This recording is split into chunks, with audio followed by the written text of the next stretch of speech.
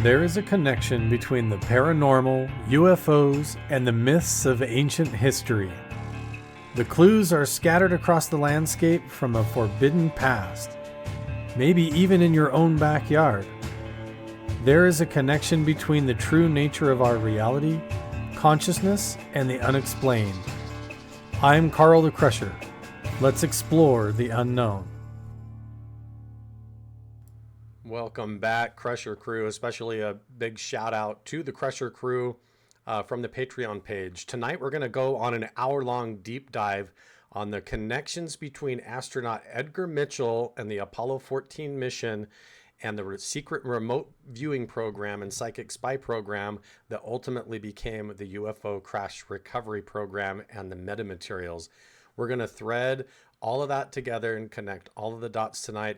And it all started with a Twitter post that I did back in September where I claimed that this was true, and a bunch of people argued with me on X about it, claiming that it was not true and not the case. And so now I'm going to lay out that case, and we're going to talk about how Edgar Mitchell is secretly behind all of this, how he is tied into Andirja Puharich, Hal Puthoff, and even Tom DeLonge and To the Stars Academy, and the current research ongoing with the metamaterials that came out of Roswell, New Mexico, and the psychic spy program. So let's go back to the beginning when Edgar Mitchell became friends with Art Bell on the Coast to Coast AM show. Let's take a listen. NBC's Dateline. A few minutes into the interview, if you had missed it, you would have missed the commentator's remark that Dr. Mitchell returned from the moon with a couple of secrets. So if he's unable or unwilling to corroborate Richard Hoagland's work, and we'll get to that later, I'd like to know if it's true that there are some secrets. Is there anything, any secret that you learned that you still are unable to discuss? Absolutely not. No, the secrets he was referring to was a little teaser for the fact that I did that ESP experiment, telepathy experiment. Mm-hmm. But I have no classified information or information I can't talk about. Talked about everything I know to talk about regarding flight. Of course, if you had classified information that you couldn't talk about, then you obviously couldn't talk about it, right? So. No, but yes, that is true, except for the fact I deny that that's the case. So, we were a totally open program. We had nothing to hide. We were to tell the world what we found, and as far as whatever we saw, we can talk about it. All right, I don't shy away from things. Here's another fax. He says, don't ask this directly. You may not be able to broach the subject without causing some tension between you and your guest. Edgar Mitchell's company, this fax says, has been and is still funded by the CIA. Absolutely untrue. Absolutely untrue. No, if you recall, back in the early 70s, I did work with at Stanford Research Institute with Hal Puthoff and Targ and Uri Geller and all that. And I was invited to brief the CIA on our results, which I did. Mm-hmm. George Bush was head of the CIA at that time. And subsequently, a great deal of work was done by CIA on psychic work, and very successfully, because the Soviets were doing it at that time as well in the Brezhnev area, very successfully. And as a matter of fact, much of that work has just been declassified and released to the public within the last few months. It's true. Hal Puthoff has written, and Russell Targ both have written several papers just this year, after 20-some years of secrecy, about all of that work. And it was very successful work and very exciting. But as far as funding my company and any of my efforts, no, I've never had one penny of CIA funding. Okay. You did conduct an ESP experiment. It is now known. What were the results of that experiment? What did you do? Well, the standard sort of tests that had been done in the laboratory by J.B. Ryan and other people for 30 years or more.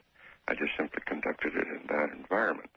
And I can only quote the results statistically because that's the way it was set up. The probability that chance could have produced our results was 1 in 3,000. 1 in 3,000. So it was statistically a significant test. So you had arranged, I guess, with somebody on Earth to be receiving, and you were going to... 4 people, and you were going to send a message. What, mid-flight? No, I did it 4 different times. Planned to do it more than that, but I had time to do it 4 different times during my rest period. It took about 7 minutes each time to organize the standard Zener symbols in accordance with random numbers selected from a random number table and copied onto my knee pad. And I organized the symbols according to random orientation of the numbers 1, 2, 3, 4, 5, and then simply thought about each symbol in turn for 15 seconds. And the result was that it would have been 1 in 3,000. It could have been... That chance could have produced that result. That result. That's incredible. Yeah, it was very significant. It was quite in keeping with what scientists had found in the laboratory for 30 years or more. Did NASA know you were going to do that? No, they did not. Had they known, would they have been happy? Not particularly. How did you decide to concoct that experiment? Well, as I tell in my book that's coming out, I had been in discussion with some medical people, as a matter of fact, who were very good scientists and who were frustrated with the establishment's lack of interest in these human capabilities. And it seemed like too good an opportunity to pass up because no one had ever been able to conduct an experiment over those distances. Now, it's a simple experiment. It didn't show a lot because one set of experiments is never enough. But it was indicative, and the only problem was that it got broken to the press before we were ready to and before we had chance to analyze the results. And going to space, going to the moon, was it at some level a very spiritual experience? And this was what got all of this going, as far as I'm concerned. It was the perception in looking at the cosmos, seeing the stars, seeing the galaxies, seeing the galactic clusters, the profusion of billions and billions and billions of stellar objects, with this tiny little Earth set in the midst of it, and perceiving that the molecules of my body, of that spacecraft we were in, of each other, of everything around us, were all manufactured in those ancient stars, and that our story about ourselves from science was incomplete, and our cosmology about how we came to be from our cultural traditions and our religions was archaic, that we needed a new story. And that new story was, what is it that makes us conscious? Why is it that we're aware beings like we are? And the answer to that question is centered around what I have been doing for the last 25 years, trying to find what's going on here. Our answers are not complete, but I think after 25 years of working at it, we're getting pretty close to a good answer. And it does involve the zero-point field. It does involve quantum physics. It does involve spiritual experience, mystical experience, parapsychological functioning. All of those things have to be satisfactorily answered if we're to know what it is we are. Do you think it would be more devastating to learn there are others of greater technical capability, or more devastating to learn there are not? Oh, more devastating to know there are not. I think it's absolutely wonderful to know, you first start with the idea, this universe is full of life. It's full of intelligent life. The fact that some of it might be a little bit more advanced or happened a little earlier than our civilization seems natural. If life is throughout the universe, which is quite a different concept than we held 25, 30 years ago. But now I think that is the case. And if the universe is approximately 15 billion years old or so, give or take a few, it would not be strange that maybe a civilization could be a few million or even a billion or so years older than we are. Do you think we're ready to know that now? Oh, absolutely. Absolutely. Well, surely many are, and I would be certain you would be, and I would be, but So you have Edgar Mitchell on Apollo 14 admitting on the Coast to Coast AM show with Art Bell publicly that he conducted remote viewing experiments with the Zener symbols with people back on Earth, and that they had a statistically significant result that was impossible to fabricate. And that impressed him so much that he had an epiphany on the way home, where he saw Earth from the moon and from outer space, and he decided that the politicians and everybody, that they were off track and that there was vast areas of science that needed to be explored. In fact, there is even a CIA document that has been FOIA requested out into the public that is about this, and it's called Direct Brain Perception and Direct Brain Action Exists. And this was written and published on the CIA.gov website, and it was written by Captain Edgar Mitchell and prepared by Andirja Puharich. Now, we've done other videos and talked about Andirja Puharich before, but he came out of the Montauk Project and even part of the Philadelphia experiment. And he, some of the stories about stranger things and other dimensional realities and consciousness. This is an old video that features some of the origins of research of Andirja Puharich and his colleagues at Stanford Research Institute. So let's take a look at this. Who has lived among the people of our remote village for the last 9 years, and the only man in the world who speaks their language. The pilot says he'll be ready soon, John. And last, our forever optimistic, Dr. Andirja Puharich, who wrote the astounding book, The Sacred Mushroom. Dr. Puharich's book brought us here in the first place, and in it, he explains how the mushroom seems to have an incredible effect on the power of extrasensory perception. Incredible is the word. We're here for some very specific purposes. We want to know why these people here in Mexico have kept this right so secret for so many centuries.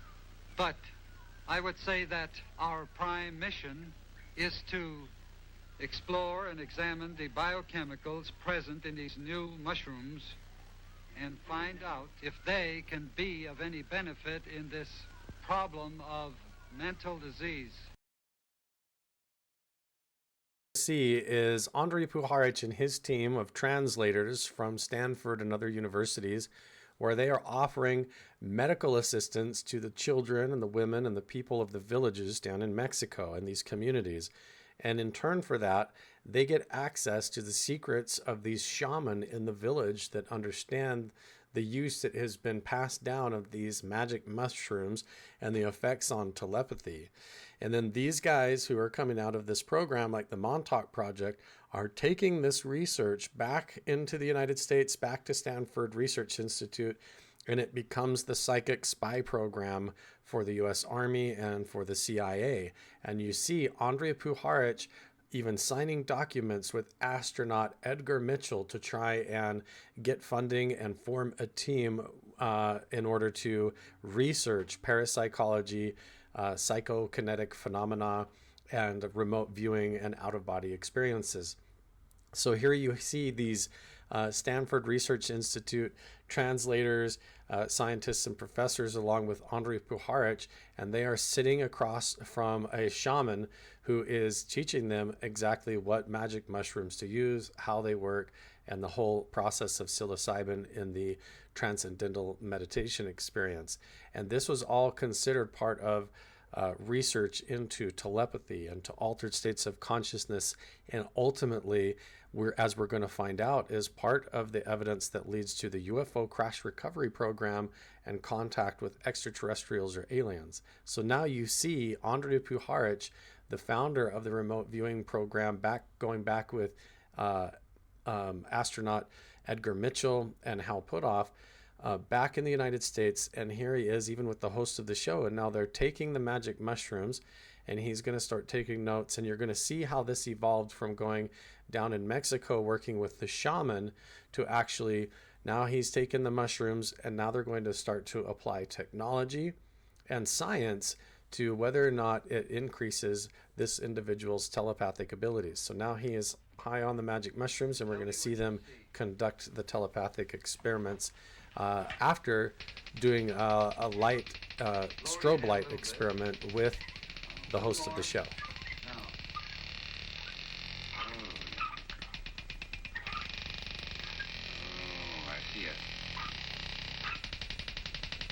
Now I see it. I see so many things I can't tell you. Can't you slow it? Slow it?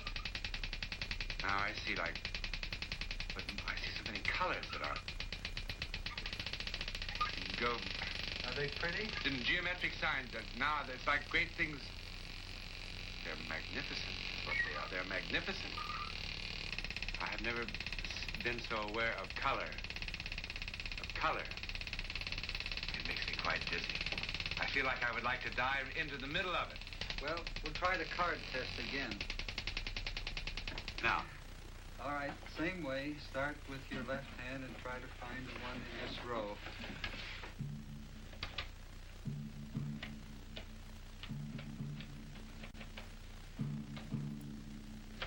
Now, don't forget that we just saw astronaut Edgar Mitchell on Apollo 14 going to the moon, walking on the moon and coming back and conducting these exact same Zener type experiments while at least 4 different times when he had a break, where he would try to match up the Zener cards just like this individual is doing. And then when he gets home from his mission to the moon and back, we see him partnering up with Uri Puharich, going to Stanford Research Institute and beginning the origins and the connections between the psychic spy program of remote viewing and the government's use of that in the CIA and the Army. Even though he says in that interview with Coast to Coast AM that he did not get funded by the CIA, we know now that he was directly connected through his relationships with Uri Puharich, and even admits and confesses on these interviews that he did the experiments. And then we're going to see the proof of himself at Stanford in just a moment. It has a great deal of... So let's see how he did. Power. Like noise. I don't know how to translate that into a picture. It seems to have that noise and speed.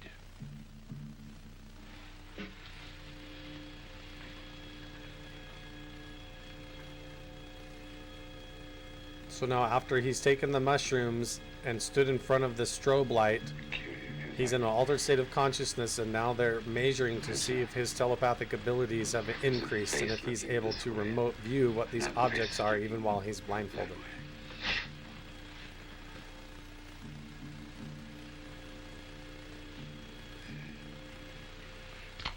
That's pretty good. Would you like to take a look and see what it's like?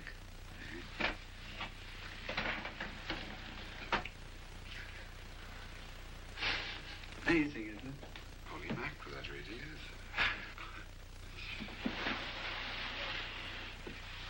Andre, before you tell me anything about the score, let me tell you something.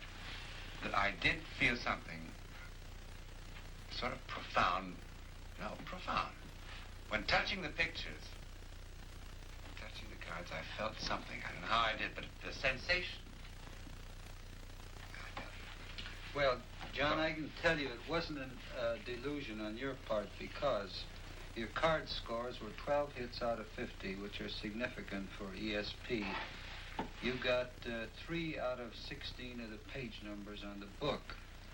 And, of course, most intriguing of all was your work with the pictures. You got 6 adequate descriptions out of 8 pictures.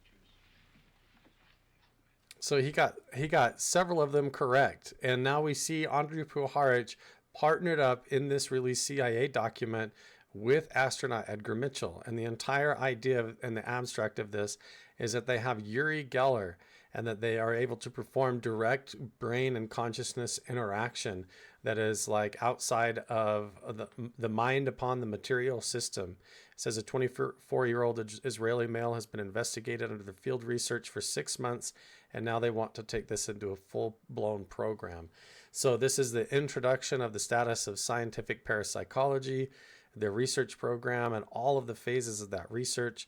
And then when you go down and you look at who they propose to be in the team, there's an entire panel of scientists and colleagues and professionals that are really interesting. Some of these names might actually be familiar to some of you and that you might be interested in digging into this. The most prominent one for me is Arthur Young. He was a big believer in UFOs, parapsychology, telepathy, and he was the inventor of the Bell helicopter. I uncovered this photograph, I think, on an old website of Uri Geller's that shows Uri Geller, Hal Puthoff, Wernher von Braun, and astronaut Edgar Mitchell all together. And they are either at NASA or at Stanford at this time.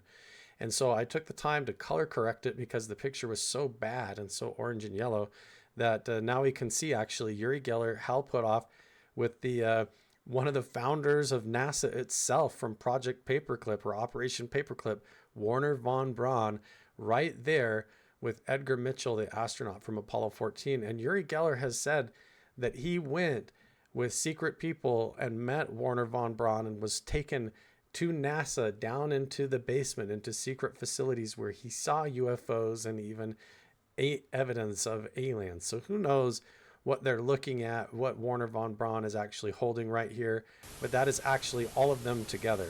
This is a video archive that I found of Stanford Research Institute with Hal Puthoff, Russell Targ, and even Edgar Mitchell all sitting right there on the couch together at the beginning. There he is with Edgar Mitchell. It says right there in the credits. That is astronaut Edgar Mitchell from Apollo 14. This film describes a 5-week So investigation conducted at Stanford Research Institute with Uri Geller, a young Israeli. The film portrays experiments that we performed with him just as they were carried out.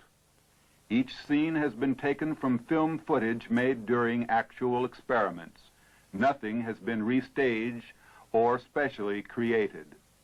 It is not the purpose of the film to demonstrate any purported psychic abilities of Mr. Geller, but rather to demonstrate the experiments done with him and his response to the experimental situation. This is Uri Geller. One of the types of demonstrations that Geller likes to do is to sit with a group of people and attempt to send a number to various people in the room.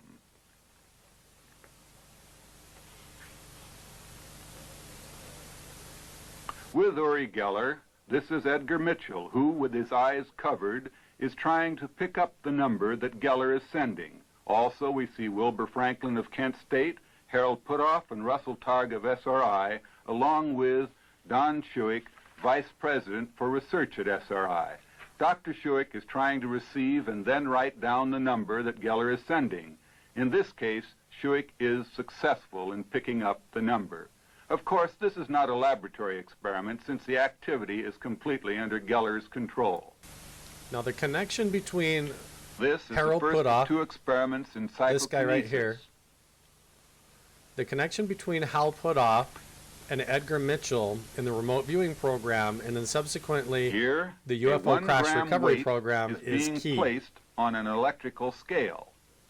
Also, for those of you that are members of my Patreon page, also keep in mind that this is the origins through Hal Puthoff and his mentorship over Dr. Jim Segala, where now we are partnered as the Crusher Crew with the Modular Unidentified Phenomena Alert System, which is sensors that contain all of this equipment into a small box that we have now that you can keep in your home to test whether or not you have telepathic abilities or contact with the supernatural. And then, by a glass cylinder, to eliminate any deflections due to air currents. So all of these experiments that you see that originated through Wernher von Braun, astronaut Edgar Mitchell, and Dr. Hal Puthoff here at Stanford Research The first Institute part of our protocol became the Psychic involves Spy program, and now the bell jar. the MUPOS team that we have through the Carl Crusher Patreon page. It's very cool.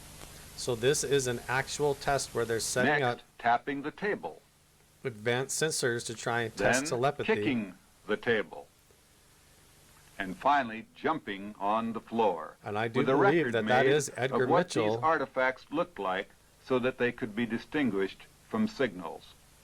Edgar In Mitchell tests with Hal following this Puthoff and Uri experimental Geller. run, static electricity was discharged against parts of the apparatus. A magnet was brought near the apparatus, and controlled runs of day-long operation were obtained. In no case were artifacts obtained which in any way resembled the signals produced by Geller, nor could anyone else duplicate the effects.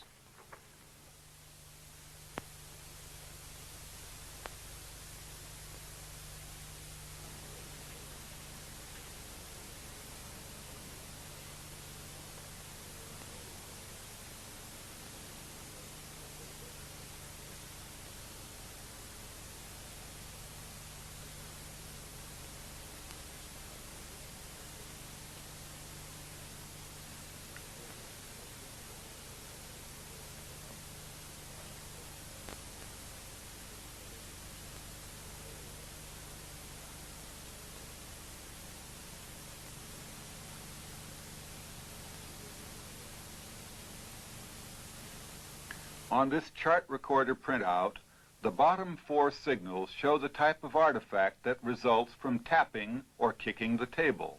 They are small AC signals with a time constant characteristic of the apparatus. The upper 2 traces, on the other hand, are apparently due to Geller's efforts. They are single-sided signals, one corresponding to a 1,500 milligram weight decrease, the other corresponding to an 800 milligram weight increase. Those types of single-sided signals were never observed as artifacts with any other stimuli. We have no ready hypothesis on how these signals might have been produced. The width of the signals produced by Geller was about 200 milliseconds. The chart ran at 1 millimeter per second. It was of interest to note that Geller's performance improved over the period of experimentation, starting with 50 milligram deflections and arriving at 1,500 milligrams. So hopefully you're getting the idea that through these scientific pieces of equipment, they were trying to see how far away in this experiment, Geller the experimenter could be from the results of the test. Either directly or by generating a magnetic field. Could they do it right next to the sensors and produce the results, or did it matter if astronaut Edgar Mitchell was all the way on the moon? The sensitivity of the instrument is 3/10 of a Gauss, and as is clear in this instance, his hands are open. Allegedly, from the results that they got, it doesn't matter whether it's in the laboratory at Stanford. Throughout the experiment, his hands do not come into contact with the instrument. The magnetometer itself was used as a probe to go over his hands and person to make sure that there were no magnetic objects in his hands or on him. Edgar Mitchell was able to produce statistically significant results doing these tests at least 4 separate times all the way from the moon, and got the results back on Earth. So distance did not matter, and that was a massive epiphany for Here Edgar you Mitchell see and the entire team. Fluctuations both to the left and to the right, almost full scale in certain cases on the magnetometer meter. These fluctuations are sometimes uncorrelated with the motions of his hands. So apparently and allegedly, the PK effect of him just thinking about it and focusing his mind on it actually records the magnetometer result. By Geller. We see here full-scale fluctuations of 3/10 of a Gauss, which is a significant magnetic field, comparable to the Earth's field. After each of these experiments, we would in general discuss the results with Geller, show him the strip chart recording, and talk about the significance of his experiments. He was very interested in the experiments we were doing because he had never taken part in laboratory experiments of this kind before. So that was Dr. Hal Puthoff sitting right there. And again, this is with Edgar Mitchell and Wernher von Braun. And because of the results of these experiments, including Edgar Mitchell going all the way to the moon as a part of Apollo 14 and having successful remote viewing experiments during that trip, now they suddenly had the backing to go back with Andirja Puharich and to write that paper and to get the program together that became the whole foundations of the Stanford Research Institute, that combined with the out-of-body travel experiments that were going on over at the Monroe Institute with Robert Monroe. But I find it amazing that most people have never even seen this picture. And I need you now to start to focus on the individual and the character of Dr. Hal Puthoff and his connection with Edgar Mitchell, and how this now jumps back into Edgar Mitchell's childhood and the fact that he was born and raised up and spent a lot of his childhood not just in California and working in the astronaut program, but he was born and raised in Roswell. And there you have the undeniable proof. You've got Uri Geller at Stanford Research Institute doing remote viewing and telepathy experiments, and that is Edgar Mitchell on the couch right there next to Russell Targ. And there, right across, sitting on the other chair, is Dr. Hal Puthoff. And the connection between Dr. Hal Puthoff, and there's Russell Targ, but Hal Puthoff and Edgar Mitchell becomes critical to the fact that Edgar Mitchell was born and raised and had familial connections and a bunch of friends that go back to the actual Roswell incident, and that carried over into the UFO crash recovery program through Hal Puthoff and where we are today. And again, it went through Art Bell and Coast to Coast AM. Check this out. Virtually suggested that you think, your opinion, so it's safe to say that, is that there was really perhaps a crash in 1947 in Roswell, and that it has been covered up. Is that roughly accurate? Yeah, that's pretty accurate. Let me give a little background. I lived in Roswell at the time, but I was too young, of course, to know much about that incident, although it was not too far from my parents' ranch. Yeah, interestingly enough, and also as I point out in my book, Robert Goddard lived right down the road from where I grew up in Roswell. Walked past his house on the way to school every day. So the Roswell area is of interest to me. I remember that incident vaguely, remember the headlines, and didn't think much about it at the time when it was said, well, it's just a weather balloon. But the subsequent events and the people who have come forth in later years saying that they were told to keep quiet, but they don't want to keep quiet anymore, and the many, many investigations of it suggest that there's really more to it than has been told. I think there's in the order of about 130 witnesses. Yeah, there's a lot of people. It's a lot of people, yes. And many of them now in later stage of their life saying, we really don't want to go to our grave with this misinformation now.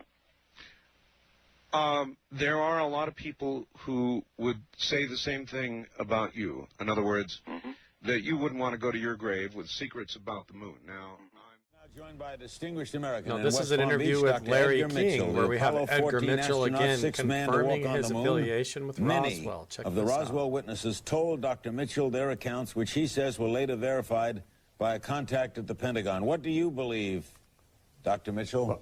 Well, I can say, Larry, I have no first-hand experience, but all of my experience comes from what I call the old-timers that at some point in before they passed on, and these were folks all gone now, and because I was who I was, because I lived in the area, I grew up in the area, and because I was an astronaut, some of them wanted to get it off their chest before they passed on, and I happened to be selected to hear their story. And all of them, as I heard some of the earlier testimony, all of them were under very severe oaths and fear and penalty for talking, but they did want to talk.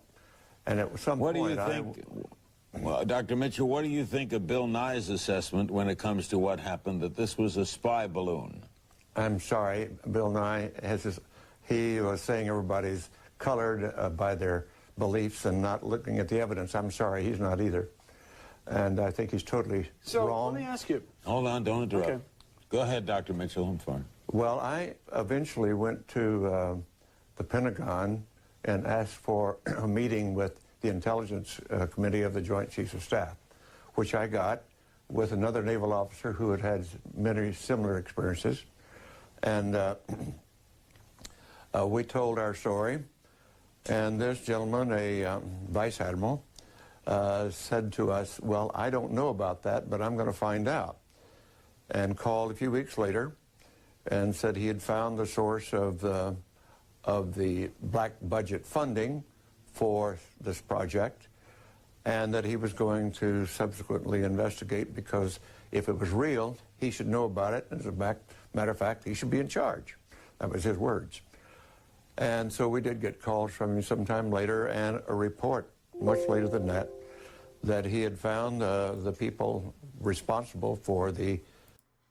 So I wanted to pause right there for just a second, because what he was talking about is the Wilson-Davis memo. That is a subject for an entire separate video, but he is talking about his involvement also with Eric Davis and Admiral Wilson, where Eric Davis went to Admiral Wilson and said, where is the crashed material and the UFO material from the Roswell incident?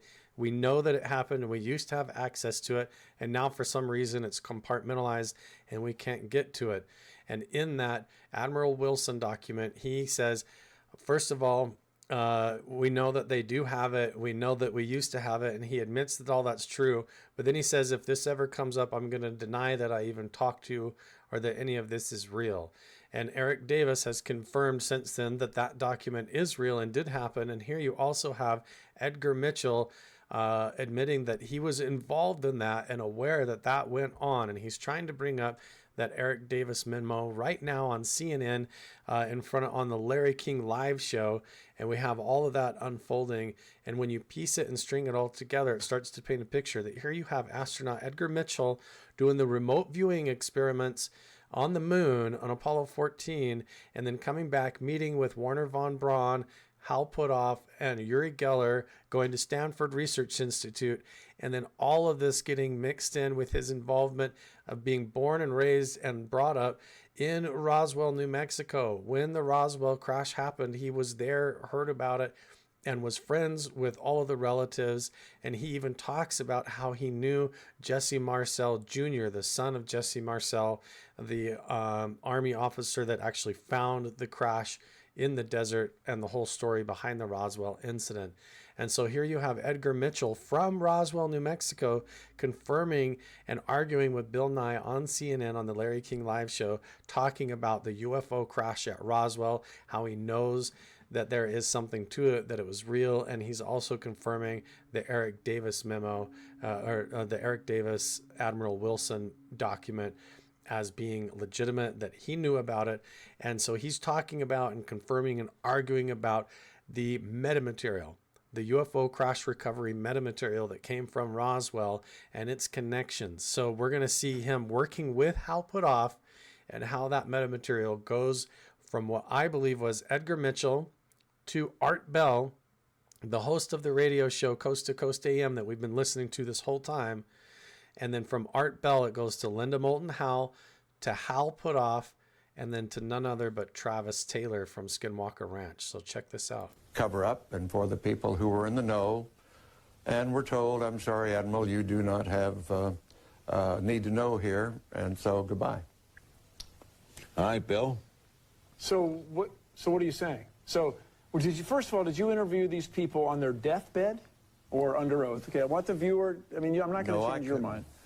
So that's go for that. Then, you know, you said they sought me out. Referred to a vice president. They sought him out. Okay, yeah, but they were not on their deathbed. A deathbed declaration is quite a different thing from seeking you out and telling a story. Hey, this is not for you. I'm not going to convince you. I am not interested in arguing with you. I'm telling my story. If you want to shut up and hear it, I'll be glad to talk. Otherwise, no. Okay, I'm claiming that you haven't made a claim about aliens. You made a claim about a cover-up, which I'm right there with you. And you made a claim about an admiral who was not given clearance to read it. I'm right there with you on that. That's Admiral Wilson. Wilson. Go ahead about the aliens. The Wilson-Davis memo. I happen to have lived in the area, and the gossip, and I grew up in the area, and my family had farming and ranch holdings and farm machinery holdings.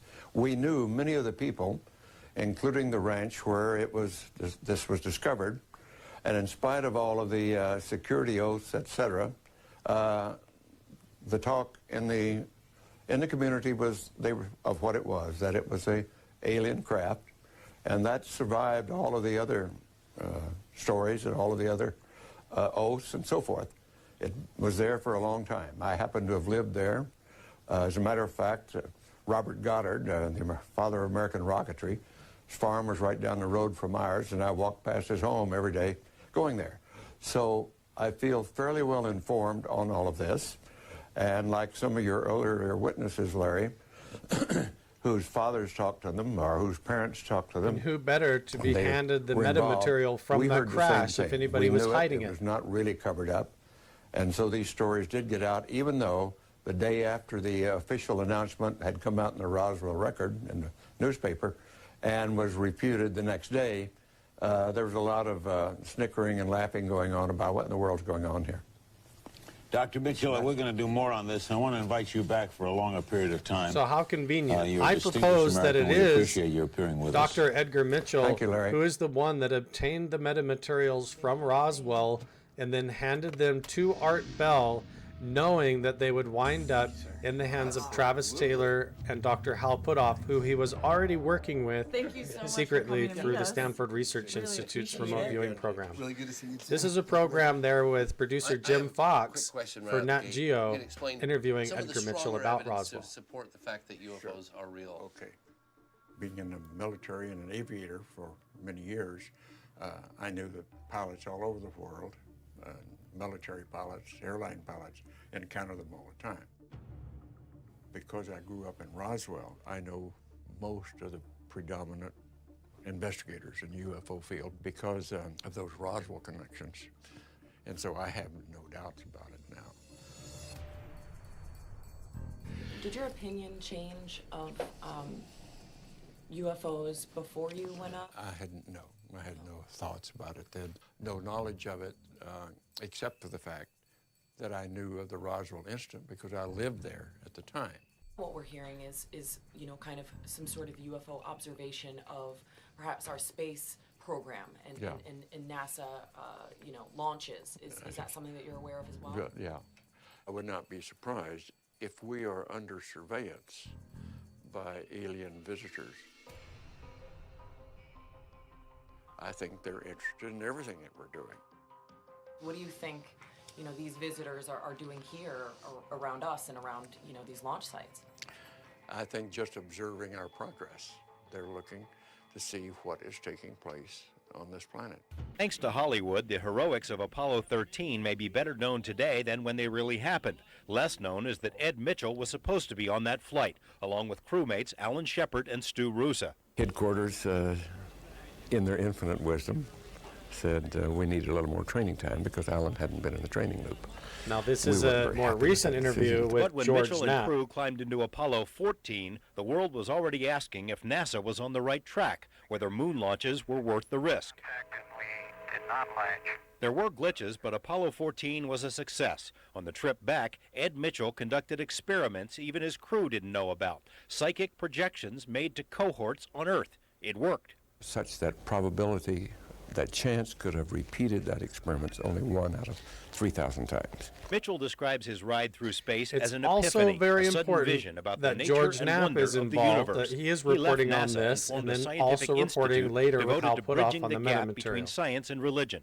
The psychic experience, religion has said, Western religion I'm referring to here, of course, has said it's real, but it's either satanic or divine. It's supernatural. And science has said it doesn't exist. The reality is it does exist, and it is natural. Mitchell has taken his share of ridicule from mainstream science, but says the new generation of scientists is much more open to a broader view of reality.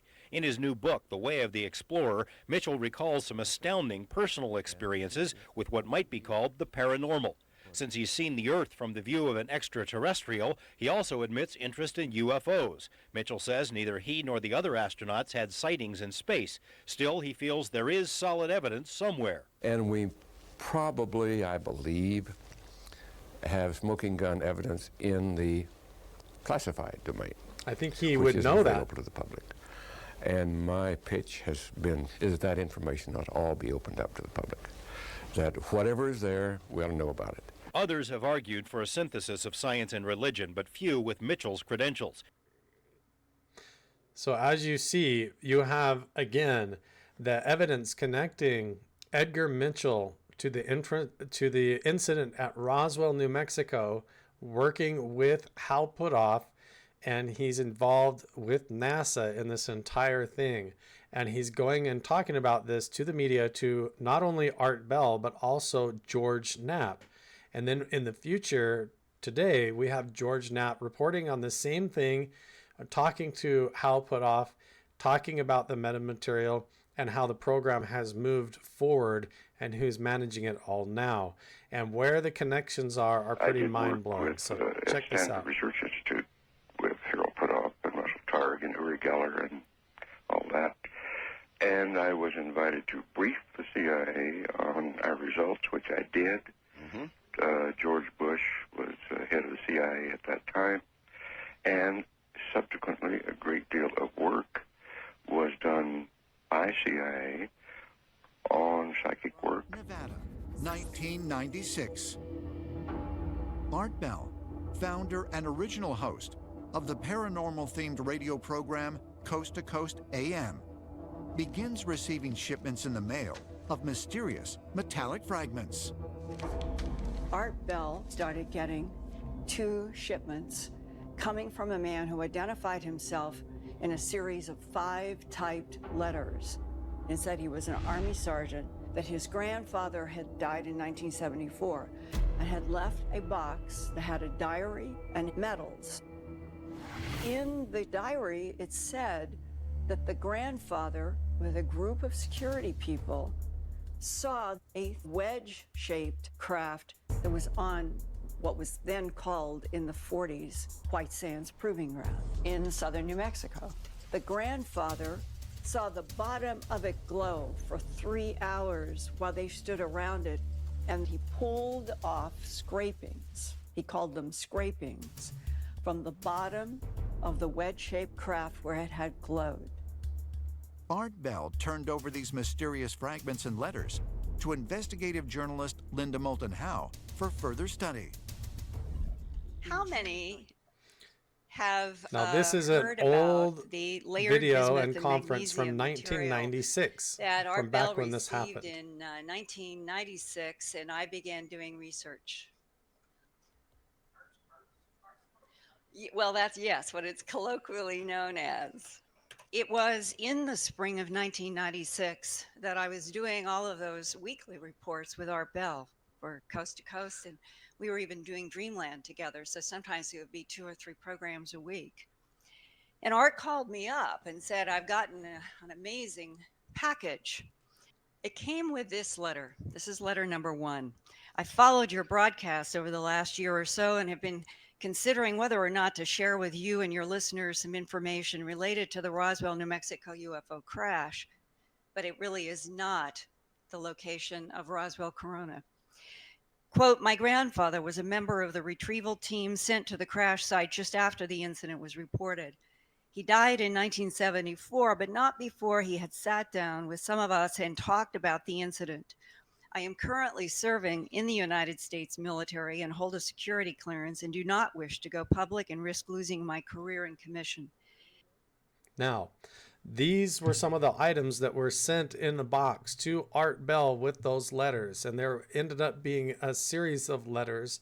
In fact, in the second letter that was sent, there was even a mention of Edgar Mitchell in the second letter, and we're going to take a look at that. But these are what's called Art's parts. There is the vent piece, there is strips, there's the little cubes, and then this is the critical piece right here that you see over on the left. So keep an eye on the one that's just right below me here and what that looks like, because now that exact same piece is at To the Stars Academy with Tom DeLonge. And who else is at To the Stars Academy with Tom DeLonge is none other than Hal Puthoff. In the second letter that was sent with the parts from Roswell, New Mexico to Art Bell, how convenient is it that Edgar Mitchell is mentioned in the second letter? If you go down there towards the bottom, it says, I was surprised by Edgar Mitchell's statements of recent date, and I imagine there are many involved with Roswell who are a bit upset at events underway. However, he is a man of outstanding character and integrity and knows whereof he speaks, as do quite a few other astronauts. So is it possible that Edgar Mitchell himself is the mysterious anonymous figure that wrote these letters, mentioned himself to give himself credibility in letter 2, and these are his parts, his UFO crash recovery parts that he either got from a friend and can or only sent say that these himself to scrapings Art came Bell. from the exterior underside of the disc itself. It literally was a shell-like shielding of the disc, brittle and layered almost with a prefabricated design and placing. Keep in mind that these are the last of Granddad's samples. The scanning electron microscope was set in a backscattering configuration so that to how heavier these elements images show look. up brighter. Therefore, the dark bismuth appears as these thin white lines illustrating the layering. On the radio, I asked for research help. An electrical engineer and physicist, Travis Taylor, at the Army's Redstone Arsenal in Huntsville, Alabama, called me up and said he would volunteer to do such an experiment. Travis Taylor But from he said first Skinwalker that Ranch. He had to ask his superiors and contacts, who were the Defense Intelligence Agency, if it was all right. Basically, I've exhausted every This is Travis Taylor, that I have, and this is his video footage testing the metamaterial. He's the first one to test it scientifically. to now, and I have found no reference, even in government research, for bismuth magnesium layers. Do you have any thoughts about why there is no reference and yet we've got this material? Yeah, you know, this material didn't just make itself. It had to come from somewhere. And it's my personal opinion, anyway, that this is either a top secret type thing. You know, maybe back in the 40s they were doing the first stealth research or something, and it was a stealth craft that crashed, and that's why we haven't heard of it, because it was top secret, or we didn't build it. That's one of the things about this material that excites me, is because somebody had to build it, and nobody has reported building it. And it's a very high-tech piece of material, so if they didn't report it, then why did they build it? Right. That's the thing we do in science, is we do some research, and then we tell everybody about it. And nobody's told anybody about this material.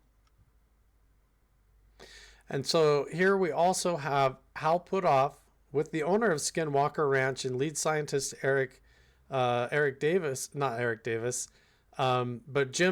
Jim Segala over here with Hal Puthoff. And Dr. Jim Segala now is the lead scientist for the Modular Unidentified Phenomena Alert System team that we work with.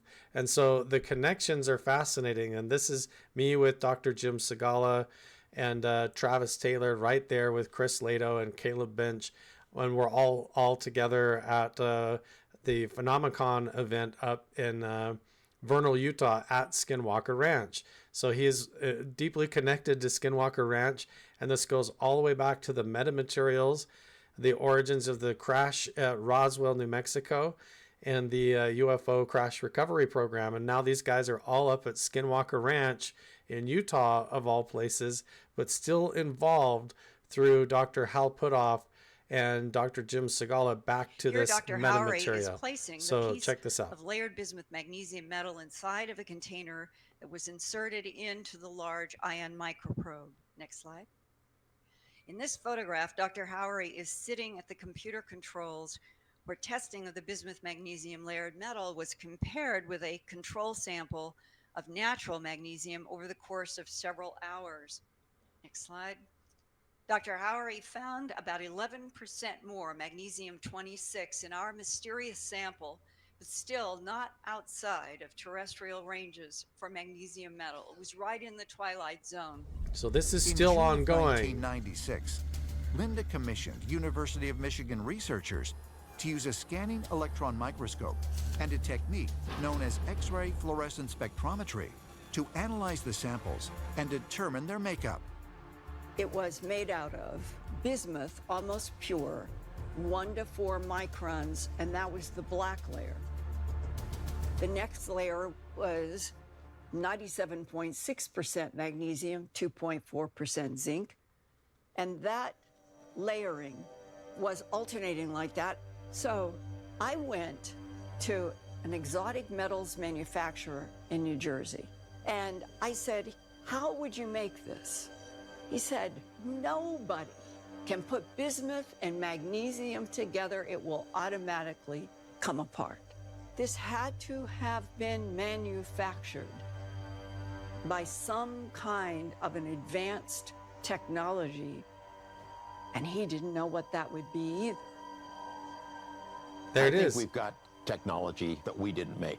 The same A lot piece. of people have come forward with bits and pieces of the same tale. We are presently analyzing metamaterials that we did not make, that's created in a way that is beyond our technology. Hey, Linda.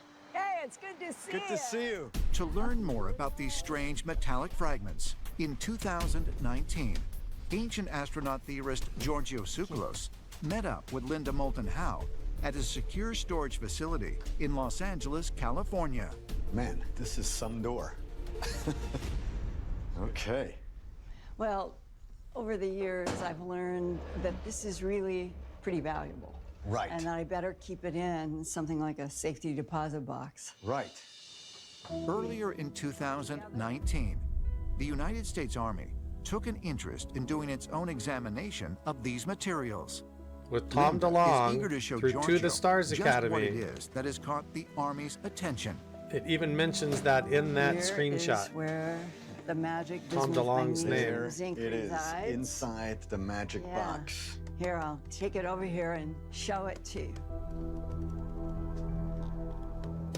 So we still to this day have ongoing government found, and military contracts since to having this research in 1996, arts parts. and evolving with research, that it has become now so valuable. Did this come from Edgar Mitchell's private collection from the Roswell crash and handed to through Hal Puthoff, through Art Bell and Linda Moulton Howe at Coast to Coast AM, because he was friends all with these Art Bell and a layers? guest on the show. When you go to a scanning electron microscope and you see that the black side, it's pure bismuth, and it's 1 to 4 microns, which is about half the size of a blood cell. And then it's alternating just like a torte cake. Yeah. And the top silver, that's the magnesium zinc alloy. Okay. So layer by layer by layer in microns. It's almost as if it's reflective, too. Yes, and when you get it in the sun, it looks like a snowfield, and that's the magnesium zinc. In addition to this layered material, Linda also has an unusual piece of aluminum. As I understand from a physicist, it is this pure aluminum, 99.5% pure aluminum. As far as I know, we can't produce 99. I mean, this is incredibly pure. So where were these pieces allegedly found? These came out of white sands in New Mexico outside of Roswell. Is there a connection to Roswell with this piece? For years, the Pentagon secretly So now we still have George Knapp again, and we're going to follow this metamaterial up to the present time. And this has to do with the congressional hearings with David Grush, saying that we have UFO crash recovery material, and it goes back to Vegas where Art Bell was, and now we're into Bigelow Aerospace. Check this out. Documents first reported by the I-Team show that Bass landed a contract with the DIA, and one of the objectives was to study so-called metamaterials, as well as futuristic technologies. It was a multi-layered bismuth and There he magnesium is, sample. Dr. Hal Bismuth Puthoff. layers less than a human hair. Magnesium samples about 10 times the size of a human Founder hair. of the remote viewing program with Supposedly, Edgar in Mitchell. the crash retrieval of an advanced aerospace vehicle. How convenient. Looks like it's been in a crash. In Las Vegas back in June, physicist Hal Puthoff came pretty close to saying that this weird wedge of metamaterial came from a crashed saucer, but he can't know for sure. Puthoff and his colleague Dr. Eric Davis are on the cutting edge of attempts to identify an assortment of bits and pieces that are seemingly beyond anything we can create. This one sample is engineered in layers thinner than microns through a process unknown on Earth and for a purpose we can only guess. Nowhere could we find any evidence that anybody ever made one of these. When we talk to people who, in the materials field, who should know, They said, we don't know why anybody would want to make anything like this. Astrophysicist Dr. Jacques Vallée has been analyzing mystery metals since the 80s, often using the technical expertise of Stanford University and Silicon Valley to unravel unknown samples acquired from all over the world. Vallée pointedly steers clear of any military funding, and he shared his findings at public conferences. We have multiple samples. Now we have from Lou multiple Elizondo sources, and To the Stars ranging a wide Academy. variety of integrity. These days, former intelligence officer Lou Elizondo helps to collect and protect unknown chunks There's for the Linda To the Moulton Stars Howe. Academy. Before that, he ran ATIP, the Pentagon's secret UFO study, the same one which released the now famous videos. This summer, To the Stars launched Adam, its own effort to find and study pieces of material that may have been stashed away for decades. There's Hal after Puthoff being with Lou retrieved from the Elizondo sites and of former close CEO of encounters. Lockheed Elizondo Martin says Skunk there are Works. legitimate reasons why the military and now private groups are in a race to figure out these materials. What our internal efforts are to potentially, I'm not saying we're doing this, maybe replicate that technology or to reverse engineer that technology, right? Now you're getting into some sensitivities that you don't necessarily want everybody to be privy to. George Knapp, 8 News Now. So there you have Lou Elizondo with Hal Puthoff and Eric Davis at To the Stars Academy doing the handover from the metamaterial from Linda Moulton Howe, who gave it to or sold it to the Stars Academy and Tom DeLonge, which is where Hal Puthoff now sits on the advisory board.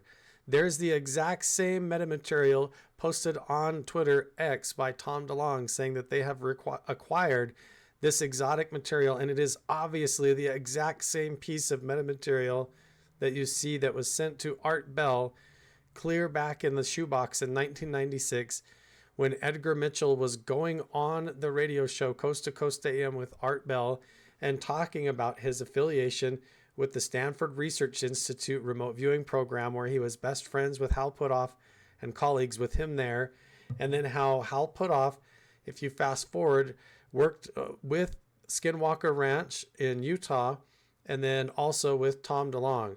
And so this all pivots off of Art Bell and Coast to Coast AM and these interviews with Edgar Mitchell. Virtually Just listen suggested closely that you now. think, your opinion, so it's safe to say that, is that there was really perhaps a crash in 1947 in Roswell, and that it has been covered up. Is that roughly accurate? Yeah, that's pretty accurate. Let me give a little background. I lived in Roswell at the time, but I was too young, of course, to know much about that incident, although it was not too far from my parents' ranch. Yeah, interestingly enough, and also as I point out in my book, Robert Goddard lived right down the road from where I grew up in Roswell. Walked past his house on the way to school every day. So the Roswell area is of interest to me. I remember that incident vaguely, remember the headlines, and didn't think much about it at the time when it was said, well, it's just a weather balloon. But the subsequent events and the people who have come forth in later years saying that they were told to keep quiet, but they don't want to keep quiet anymore, and the many, many investigations of it suggest that there's really more to it than has been told. I think there's in the order of about 130 witnesses. Yeah, there's a lot of people. It's a lot of people, yes. And many of them now in later stage of their life saying, we really don't want to go to our grave with this misinformation now. There are a lot of people who would say the same thing about you. In other words, that you wouldn't want to go to your grave with secrets about the moon. Now, I did work with at Stanford Research Institute with Hal Puthoff and Russell Targ and Uri Geller and all that. And I was invited to brief the CIA on our results, which I did. George Bush was head of the CIA at that time. And subsequently, a great deal of work was done by CIA on psychic work. I proposed that it was Edgar Mitchell that recovered crash recovery material from UFOs from Roswell, gave it to Art Bell, and then it subsequently went to his friend Hal Puthoff and is now with Tom DeLonge at To the Stars Academy.